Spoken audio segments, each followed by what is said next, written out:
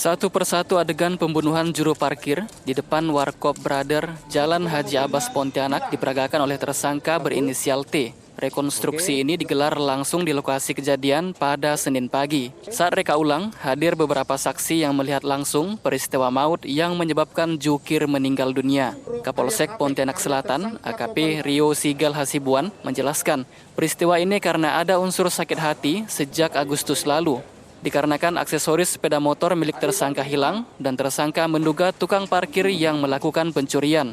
Dari situlah tersangka ini ketika pergi kemana-mana selalu membawa senjata tajam. Kemudian, pada 7 September kemarin, tersangka bersama temannya datang kembali untuk minum di warkop tersebut dan membawa minuman keras jenis arak sebanyak 2 kampel. Lalu pada pukul 2 dini hari, tersangka dimintai uang parkir oleh korban dan dibayar oleh tersangka. Saat beranjak pergi meninggalkan warkop, tersangka lalu melihat sepeda motornya berpindah tempat. Semula berada di tempat yang bagus, tapi berubah di dekat parit dan hampir terjatuh. Rupanya ini kembali menimbulkan kekesalan oleh tersangka. Tersangka lantas menghampiri korban, lalu terjadi cekcok mulut. Namun sempat dilarai oleh teman tersangka. Tapi tersangka memberontak dan terlepas, sehingga tersangka menyerang korban dengan menggunakan pukulan dan mendapatkan perlawanan oleh korban dengan cara dicengkram. Kemudian tersangka yang semakin emosi lalu melakukan 3 kali penusukan yang mengenai tengkuk, bahu kanan, dan punggung sebelah kanan korban. Sempat ditarik, namun tersangka sempat memberontak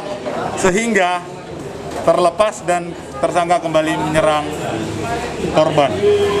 Menyerang korban dengan melakukan pemukulan dan korban sempat melakukan cengkraman kepada tersangka sehingga semakin emosi tersangka melakukan 3 kali penusukan, yaitu terkena di tengkuk, bahu kanan, dan punggung sebelah kanan. Setelah itu tersangka ditarik kembali oleh teman tersangka, yaitu saksi.